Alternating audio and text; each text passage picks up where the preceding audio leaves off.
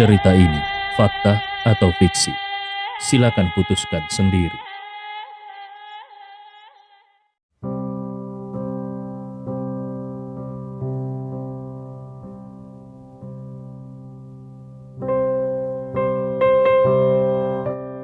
Mendengar hal ini, Alvin langsung marah besar. Dia menggertakkan giginya dan berkata, "Ayah, Andi mengancam membuat keluarga hartawan tidak pernah pulih lagi. Berani sekali dia. Kalau kita tidak membunuhnya, bagaimana kita bisa menjaga wajah keluarga hartawan?" Doni dengan ekspresi dingin berkata, "Kau pikir mudah untuk membunuhnya? Kelima orang ini sudah lumpuh, dan sekarang kita berdua saja di Makassar dan tidak punya seorang pun pengawal. Kalau Andi datang menyerang, dengan apa kita bisa melawannya?" Alvin yang sebelumnya ingin membunuh Andi segera berubah pucat dan berkata, "Ayah, kita harus segera kabur." Doni memelototinya dengan tidak senang dan berkata, "Kenapa kau sepanik itu? Kita sedang berada di JX Marion. Ini adalah properti keluarga Rewa dari Jakarta. Aku tidak percaya sampah itu berani datang ke sini. Kalau dia benar-benar berani datang, keluarga Rewa di Jakarta pasti tidak akan melepaskannya." Pada saat ini, manajer lobi yang dipukuli setengah mati oleh Anto berjalan terhuyung-huyung sampai di pintu kantor Ibnu Komar dengan bantuan beberapa karyawan. Setelah mengetuk pintu kantor dan masuk, Ibnu Komar melihat manajer lobi yang penuh dengan luka-luka itu. Dia langsung bertanya, "Manajer Fahmi, apa yang terjadi?" Manajer Fahmi dengan marah berkata, "Direktur, beberapa pengawal keluarga hartawan dari Manado berani menerobos masuk ke hotel kita dan memukuliku serta beberapa petugas keamanan di lobi hotel." Ibnu Komar mengerutkan alis dan langsung bertanya, "Apa yang terjadi? Ayah dan anak keluarga hartawan tinggal di Presiden Suite kita. Pengawal mereka juga tinggal di sana. Bagaimana mereka bisa menerobos masuk ke hotel dan juga memukuli kalian?" Manajer Fahmi segera menjelaskan, "Begini ceritanya, sepertinya mereka baru saja bertengkar di luar. Mereka semua berlumuran darah, lengan mereka dipatahkan, dan dahi mereka diukir dengan kata-kata. Darah mengalir di seluruh kepala dan wajah mereka. Kita punya aturan di hotel ini, yaitu tidak mengizinkan tamu yang tidak rapi masuk. Jadi aku menghentikan mereka." Ibnu Komar mengerutkan alisnya. Dia pernah mendengar tentang pengawal keluarga hartawan. Kabarnya mereka sangat kuat. Bahkan pengawal Ibnu Komar sendiri mungkin tidak akan bisa mengalahkan mereka. Jadi ketika Ibnu Komar mendengar bahwa mereka sampai dipatahkan lengannya dan dahinya diukir dengan kata-kata, dia merasa sangat terkejut. Dia tidak mengerti sejak kapan kota Makassar mulai memiliki orang-orang kuat seperti itu. Benar-benar ada ahli seperti itu yang bisa mengalahkan kelima pengawal keluarga hartawan? Seberapa kuat ahli itu? Memikirkan hal ini, dia berkata kepada manajer Fahmi, "Masalah ini agak mencurigakan. Jangan terburu-buru dulu. Aku akan menelpon untuk menyelidikinya." Ibnu Komar memiliki banyak mata-mata di Makassar, jadi dia segera mengambil ponselnya, lalu menghubungi sebuah nomor, dan dengan suara dingin dia memberi perintah, "Segera selidiki apa yang dilakukan pengawal keluarga hartawan dari Manado pada malam hari ini di Makassar. Dalam waktu 5 menit, aku ingin semua hasilnya." 3 menit kemudian, telepon Ibnu Komar berdering. Dan setelah mendengar apa yang dikatakan di ujung telepon, Ibnu Komar terkejut seperti tersambar petir. Ternyata malam ini pengawal keluarga hartawan pergi ke restoran Oceana dan berniat membunuh Albert Ho. Tetapi siapa sangka mereka semua dikalahkan oleh Andi Rewa seorang diri. 5 orang ahli dari keluarga hartawan itu ternyata dikalahkan oleh Andi Rewa. Ibnu Komar sangat terkejut. Segera hatinya juga dipenuhi dengan kemarahan yang kuat. Keluarga hartawan, betapa beraninya mereka.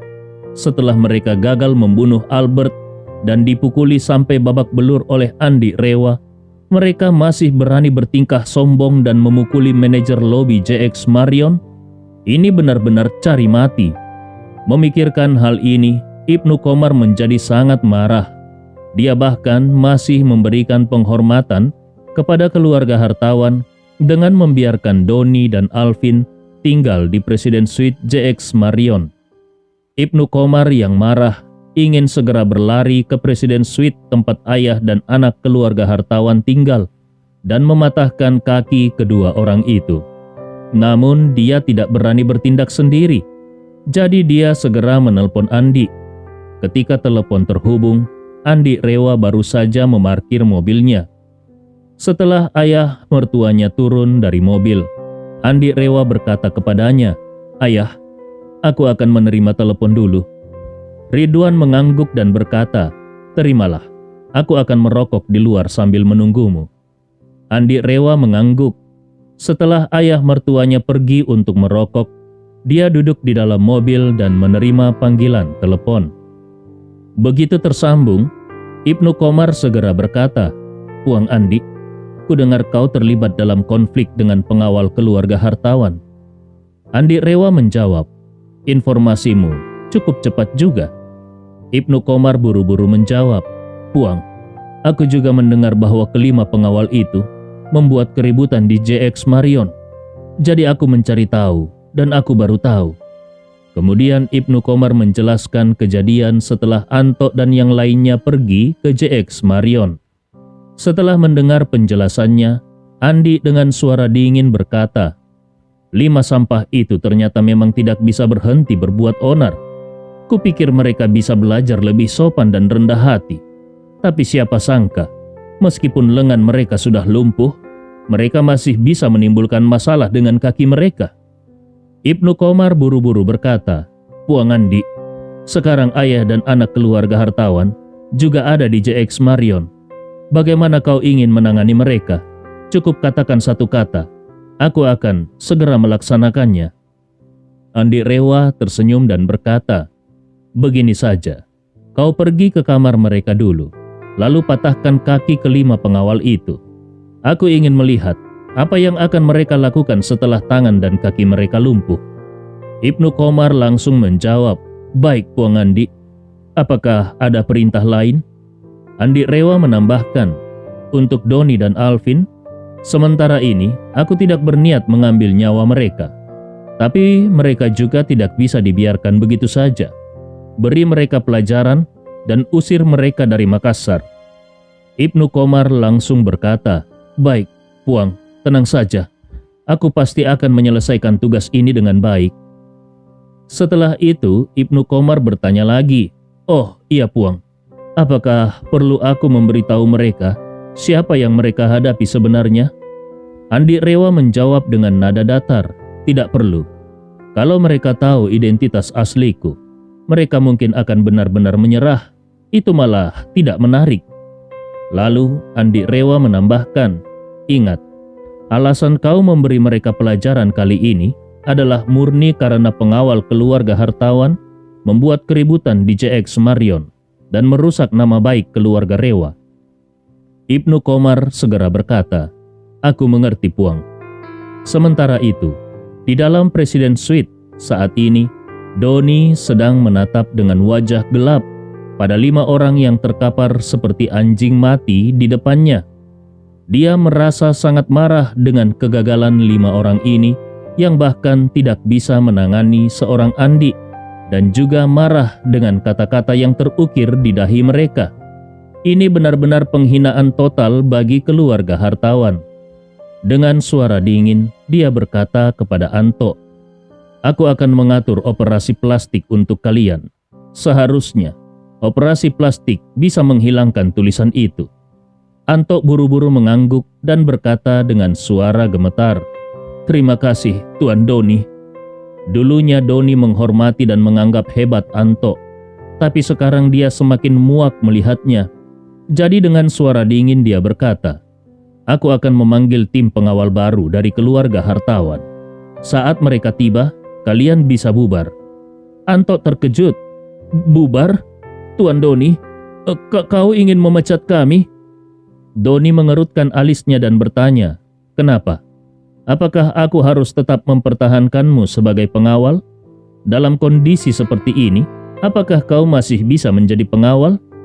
Anto berkata, "Tuan Doni, kami berlima sudah lama mengikutimu dan membunuh banyak orang untukmu.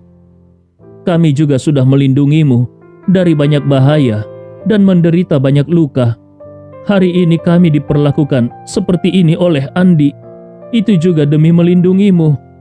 Bagaimana bisa kau menendang kami saat kami sedang jatuh dan memaksa kami bubar?" Doni balas bertanya, "Kalau kalian tidak bubar, lalu apakah aku harus memelihara kalian seumur hidup?" Dengan nada jijik, Doni berkata, "Jangan bicara omong kosong. Nanti aku akan memberikan pesangon masing-masing 5 juta. Ambil uangnya dan pergi. Kalau tidak, jangan salahkan aku nantinya." Doni memang seorang miliarder, tetapi dia bukanlah orang yang dermawan. Dengan kata lain, dalam pandangannya, uang yang tidak seharusnya dihabiskan tidak akan dia keluarkan 1 sen pun. Contohnya adalah 5 orang tak berguna seperti Anto dan kawan-kawannya. Pengawal yang sudah cacat hingga bahkan tidak bisa membuka pintu mobil. Apa gunanya mempertahankan mereka?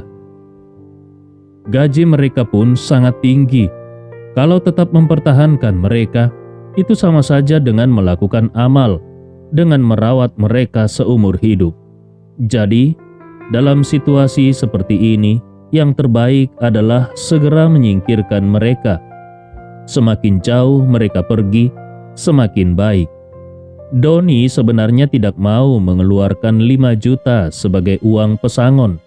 Jadi menurutnya tindakannya ini sudah sangat murah hati.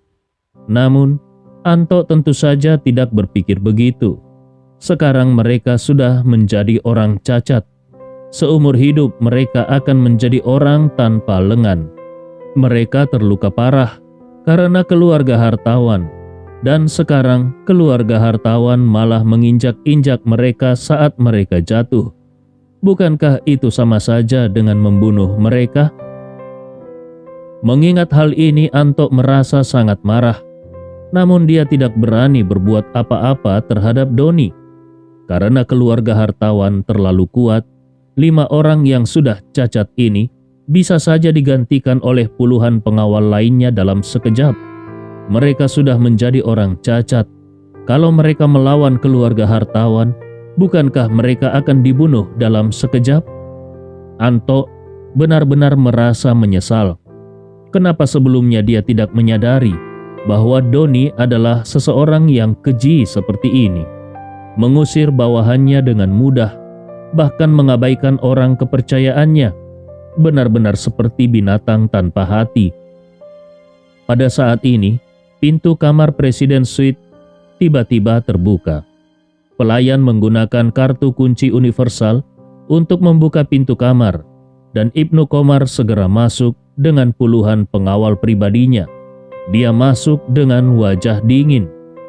Doni tidak menyangka kalau pintu kamar akan terbuka tiba-tiba, dan dia terkejut melihat Ibnu Komar masuk dengan tangan di belakang dan raut wajah yang penuh dengan kemarahan dan kebekuan.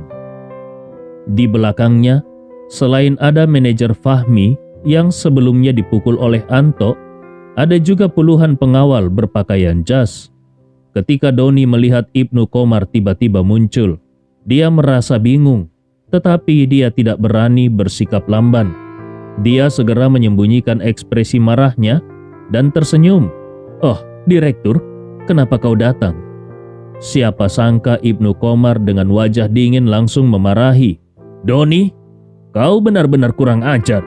Apakah kau tidak tahu kalau JX Marion adalah properti keluarga Rewa di Jakarta?" Ekspresi Doni langsung terkejut, dan di dalam hatinya dia berpikir, apakah Ibnu Komar ini salah minum obat? Sebelumnya dia masih tertawa dan bercanda denganku, tapi sekarang hanya dalam beberapa saat dia berubah menjadi seperti ini. Bahkan dia langsung memarahiku. Namun Betapapun tidak senangnya dia tahu dia tidak bisa menyinggung Ibnu Komar. Maka dia pun segera berkata dengan hormat, "Direktur, tentu aku tahu JX Marion adalah properti keluarga Rewa di Jakarta. Sejujurnya, aku sangat menghormati keluarga Rewa. Aku berharap agar melaluimu, aku bisa berkenalan dengan keluarga Rewa dan bekerja sama dengan mereka di masa depan." Ibnu Komar menatap Doni dan langsung menampar wajahnya dengan keras, kemudian menendangnya hingga jatuh ke tanah. Doni mengeluarkan suara kesakitan saat terjatuh ke lantai. Di dalam hatinya penuh dengan ketakutan. Sementara itu, Alvin yang berada di sampingnya dengan marah berteriak, "Hei, kenapa kau memukul ayahku?" Ibnu Komar melangkah maju. Dia menghantam hidung Alvin dengan tinju dan membuat darah mengalir dari wajahnya. Dia memaki, "Ayahmu saja harus bersikap hormat padaku. Memangnya siapa kau berani bicara seperti itu padaku? Kau sudah bosan hidup?" Alvin yang sejak kecil manja dan arogan tidak pernah mengalami perlakuan seperti ini. Hari ini dia sudah 2 kali dipukul. Pertama oleh Andi yang membuat salah satu tangannya lumpuh, dan sekarang oleh Ibnu Komar yang menghantam hidungnya. Dia tidak pernah mengalami penderitaan seperti ini.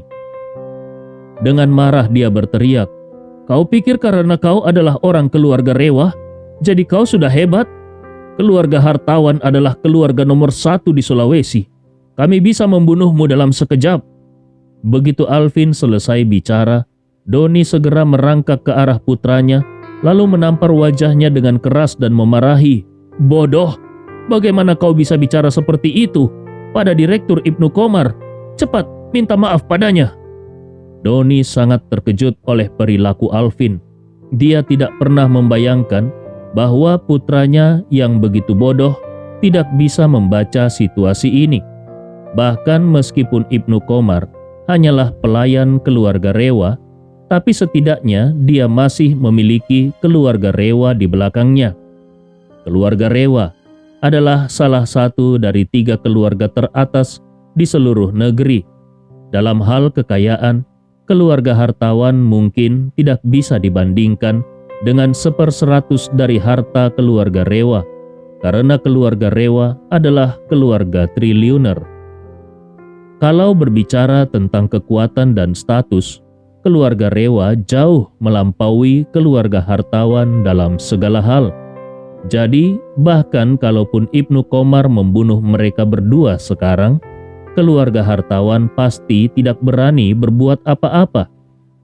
Bahkan, ayah Doni sendiri mungkin tidak akan punya waktu untuk mengadakan upacara pemakaman untuk mereka, tetapi malah langsung pergi ke Jakarta untuk meminta maaf kepada keluarga Rewa. Alvin berani memarahi Ibnu Komar sekarang. Bukankah itu sama saja dengan mencari mati? Alvin yang baru saja ditampar akhirnya menyadari bahwa dia telah membuat kesalahan besar. Tanpa bicara lagi, dia segera berlutut di depan Ibnu Komar. Lalu dengan takut-takut dan memohon, dia berkata, "Direktur, maafkan aku. Aku tadi hanya emosi sesaat. Aku pantas mati." Sambil bicara, dia menampar wajahnya sendiri dengan keras.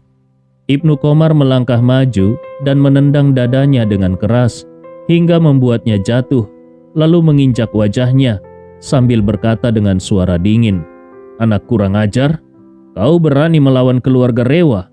Percaya tidak kalau aku bisa membuat keluarga hartawan musnah?"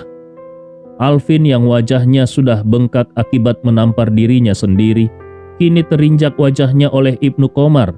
Dengan mulut yang bengkak, dia hanya bisa berbicara dengan susah payah. "Direktur, aku benar-benar salah. Kau boleh memukul atau memaki aku, asalkan kau tidak mempermasalahkan tentang hal ini lagi." Melihat putranya dipukuli seperti ini, hati Doni sangat sakit. Dia tidak bisa menahan diri untuk bertanya, "Direktur, aku benar-benar menghormatimu. Kalau kau merasa tidak puas dengan kami, mohon katakan apa yang membuatmu tidak puas." Kalau aku yang bersalah, aku siap menerima hukuman. Tetapi tolong beritahu aku apa kesalahanku." Ibnu Komar tertawa dingin dan berkata, "Menghormatiku. Kalau kau menghormatiku, kenapa kau biarkan pengawal bodoh dari keluarga hartawan ini menerobos lobi JX Marion dan memukul orang-orangku di lobi JX Marion? Apakah sekarang kau juga ingin memukulku?" Doni seperti disambar petir. "Apa? Pengawalnya memukul orang-orang Ibnu Komar di lobi JX Marion? Orang bodoh mana yang melakukan hal itu?" Memikirkan ini, pandangan tajam Doni jatuh pada Anto dan kawan-kawan. Tidak perlu dikatakan, pelakunya pasti salah satu dari 5 orang ini. Doni sangat marah. Dia memandang 5 orang yang berlutut di lantai dengan mata penuh kebencian dan bertanya dengan suara dingin, "Siapa yang melakukannya? Atau kalian berlima melakukannya bersama-sama?" Anto merasakan niat membunuh dalam pandangan Doni. Dia gemetar ketakutan dan segera berkata, "Tuan Doni, ini bukan salah kami. Kami sudah menjelaskan kepada penjaga dan manajer lobi bahwa kami adalah orang dari keluarga hartawan. Tapi mereka tetap bersikeras mengatakan bahwa penampilan kami tidak pantas dan tidak mengizinkan kami masuk. Karena kami sangat ingin melapor kepadamu, kami pun memaksa masuk ke hotel dan terlibat perkelahian dengan mereka." Mendengar ini, Doni langsung marah besar. Dia menghantam Anto dengan tamparan keras sambil memaki, "Dasar tidak berguna!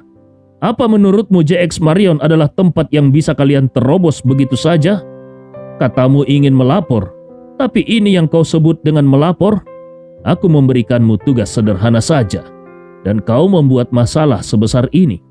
Apa gunanya aku memeliharamu?" Setelah itu, dia segera berbalik ke arah Ibnu Komar dan berkata, "Direktur, kelima orang tidak berguna ini telah menyinggungmu. Apakah kau ingin mereka dibunuh atau disiksa? Tinggal bilang saja." Sebenarnya Doni berharap Ibnu Komar membawa 5 orang ini dan membunuh mereka. Bagaimanapun, mereka sudah menjadi beban yang hanya akan menghabiskan uangnya. Ibnu Komar tahu apa yang dipikirkan Doni dan berkata dengan dingin, "Doni, begini caramu jadi bos? Kau tidak melindungi anak buahmu, tapi malah menjual mereka saat ada masalah. Cara kerja keluarga hartawan sungguh rendah. Kalau hal ini tersebar, bagaimana keluarga hartawan akan bertahan?" Doni langsung terkejut. Apa maksud Ibnu Komar?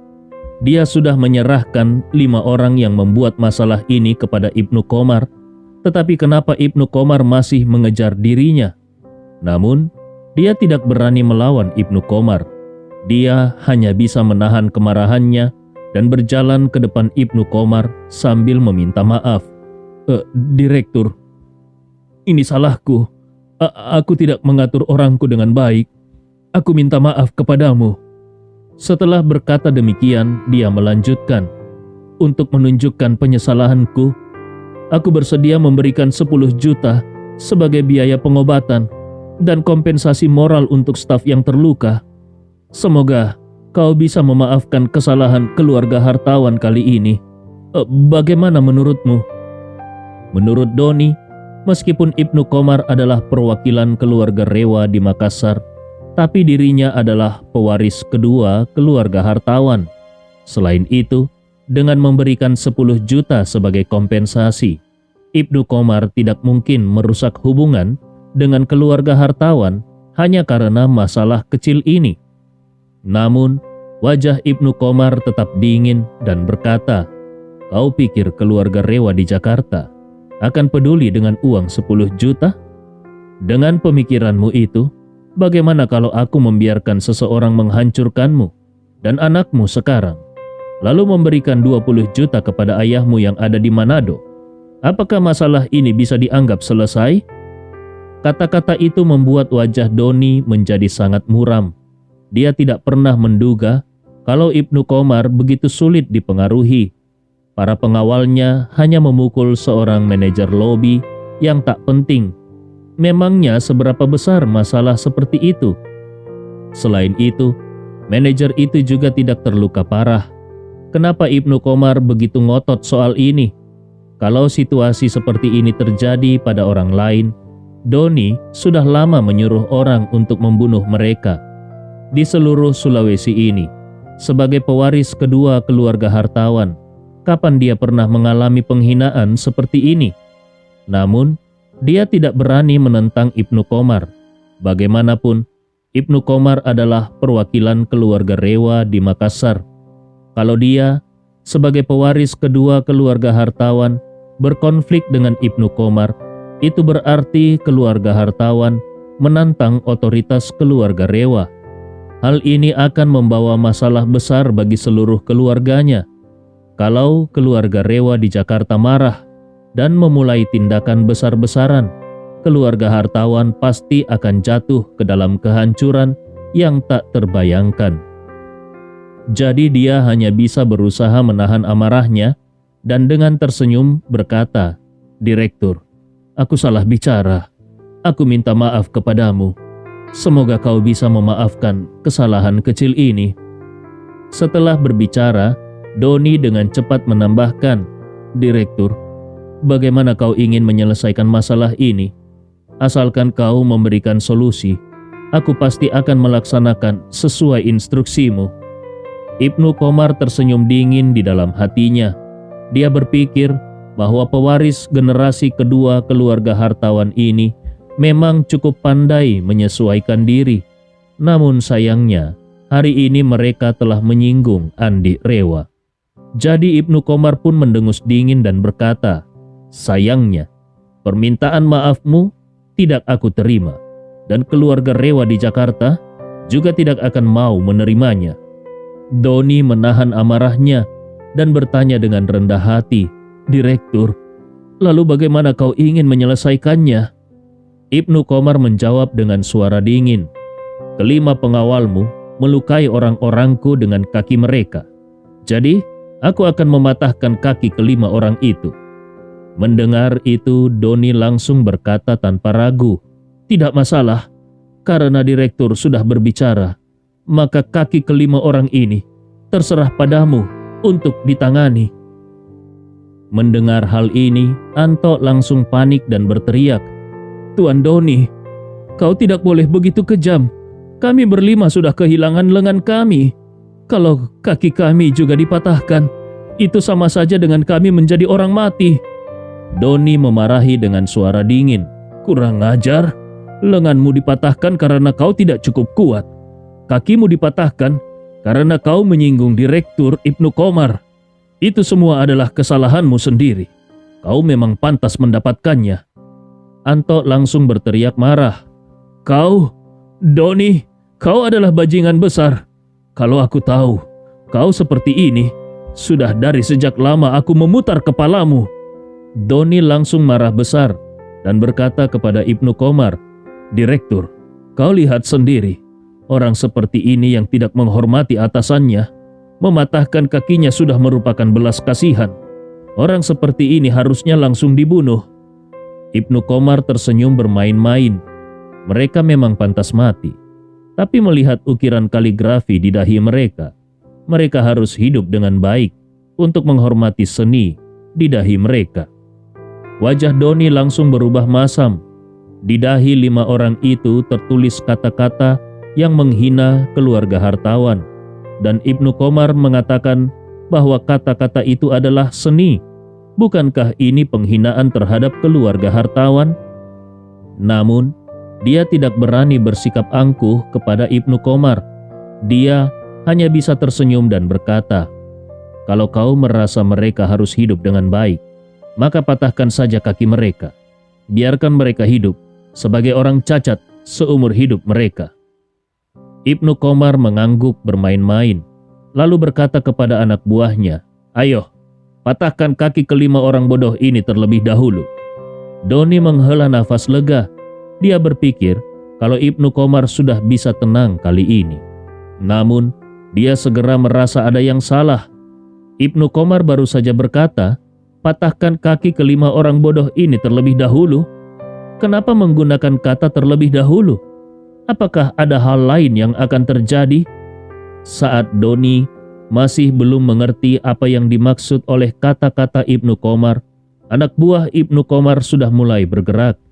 Anak buah Ibnu Qomar adalah para ahli bela diri. Meskipun dalam hal kekuatan, mungkin tidak ada yang bisa menandingi Anto, namun sekarang Anto sudah seperti setengah mati.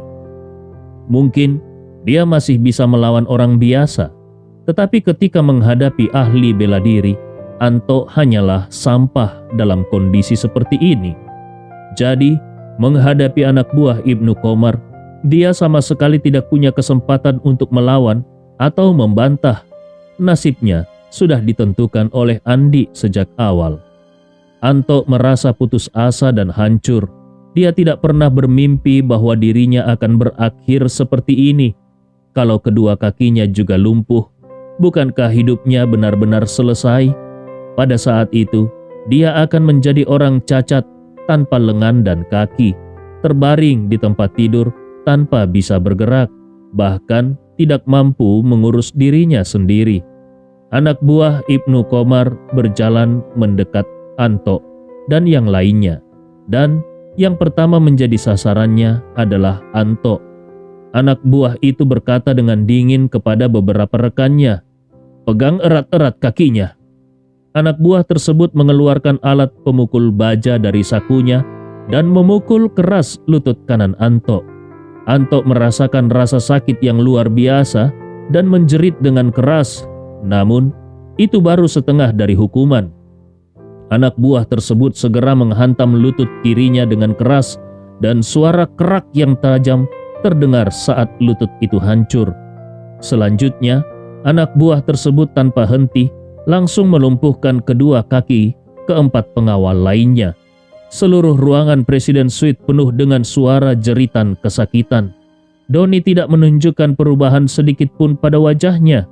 Dia memang sangat ingin membunuh kelima orang itu, jadi dia tidak peduli dengan nasib mereka saat ini. Dia hanya peduli apakah Ibnu Qomar sudah puas atau belum. Kalau belum, apalagi yang dia inginkan? Jadi dia bertanya kepada Ibnu Qomar, "Direktur, apakah kau puas dengan hasil ini?" Ibnu Qomar dengan dingin menjawab, "Tentu saja tidak puas." Doni gemetar ketakutan dan buru-buru bertanya, "Direktur, apa yang kau inginkan agar kau merasa puas?" Ibnu Qomar menatapnya dengan tatapan dingin dan berkata, "Sederhana saja, aku ingin satu kakimu dan anakmu." Doni terkejut dan berkata tanpa berpikir, "Apa? Direktur, leluconmu terlalu berlebihan." Ibnu Qomar menyipitkan mata dan bertanya balik, "Apa kau lihat aku sedang bercanda?"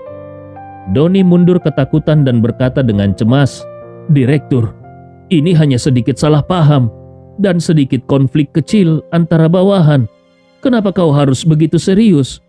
Kalau ada yang salah dari pihakku, tolong beritahu aku. Aku akan berusaha memperbaikinya. Kau tidak perlu terus mempermasalahkan ini. Karena itu akan merusak hubungan baik antara kedua keluarga kita, bukan?" Ibnu Qomar dengan dingin berkata, "Apakah keluarga hartawanmu pantas untuk berbicara tentang hubungan baik dengan keluarga Rewa? Kau tidak ada apa-apanya." Setelah itu, Ibnu Qomar dengan tegas berkata, "Kalau ingin hidup, biarkan aku menghancurkan satu kaki kalian." Doni gemetar ketakutan. Ibnu Qomar benar-benar serius. Ini konyol. Doni adalah putra sulung keluarga hartawan, pewaris generasi kedua keluarga hartawan.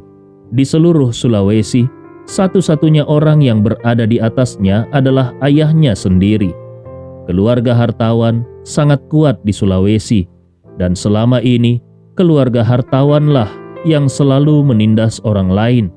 Kapan dia pernah ditindas oleh orang lain? Menurutnya, Ibnu Qomar datang dan memukulnya serta anaknya itu juga sudah cukup. Demi menghormati keluarga Rewa, dia bisa menahannya. Tetapi kalau saat ini Ibnu Qomar ingin menghancurkan kakinya dan Alvin, bagaimana dia bisa menerimanya? Kalau berita ini tersebar, bukankah keluarga hartawan akan kehilangan muka? Dengan berpikir demikian, dia memberanikan diri dan berteriak, "Ibnu Komar, jangan terlalu berlebihan. Kau pikir siapa kau? Kau hanya seorang pelayan keluarga Rewa. Siapa yang memberimu keberanian untuk melawan keluarga hartawan?" Keluarga hartawan mungkin tidak sekuat keluarga Rewa, tetapi setidaknya kami adalah keluarga nomor 1 di Sulawesi. Aku tidak percaya keluarga Rewa akan membiarkanmu bertindak seperti ini. Ibnu Komar tersenyum dengan penuh arti dan berkata, "Kau ingin tahu siapa yang memberiku keberanian? Tuan muda dari keluarga Rewa yang memberikannya. Kalau ini adalah hari biasa, sebagai perwakilan keluarga Rewa, dia memang tidak akan berani mengatasnamakan keluarga Rewa untuk bentrok langsung dengan keluarga hartawan, apalagi mematahkan kaki putra sulung dan cucu sulung keluarga hartawan. Namun, keputusan ini bukan dia yang membuat, melainkan Andi yang membuatnya. Jadi Ibnu Komar tidak memiliki kekhawatiran sama sekali." Doni dan putranya terkejut. Tuan muda dari keluarga Rewa yang ingin melawan mereka, tapi kapan mereka pernah menyinggung tuan muda dari keluarga Rewa? Mereka sama sekali tidak mengenal tuan muda dari keluarga Rewa. Saat ini, mereka sama sekali tidak pernah berpikir kalau menantu terkenal yang dianggap sampah di Makassar, yaitu Andi Rewa, ternyata adalah tuan muda dari keluarga Rewa di Jakarta. Doni dengan panik berkata, "Direktur, sepertinya ada kesalahpahaman. Kapan kami pernah menyinggung tuan muda dari keluarga Rewa?" Ibnu Komar malas menjelaskan. Dia hanya tertawa dingin dan berkata kepada orang-orang di sekitarnya, "Patahkan dulu satu kaki anaknya, lalu baru patahkan kaki ayahnya." Segera setelah kata-kata itu terucap, pria berbaju hitam di sebelahnya langsung menyerang Alvin. Alvin ketakutan sampai hampir pingsan. Dia ditahan di lantai oleh pria berbaju hitam. Dia berteriak keras, "Ayah, cepat selamatkan aku, ayah! Ayah, tolong aku!" Doni sampai gemetaran. Dia pikir JX Marion adalah tempat yang paling aman, tapi ternyata di sini adalah sarang serigala yang sebenarnya. Ibnu Komar dengan sokongan keluarga Rewa bertindak tanpa takut. Jadi apa yang bisa dia lakukan sekarang? Memohon ampun? Ibnu Komar tidak akan mendengarkan. Menunjukkan status, Ibnu Komar tidak peduli. Melawan secara langsung, tidak ada orang di sampingnya yang bisa digunakan. Menyadari ini, dia merasa putus asa.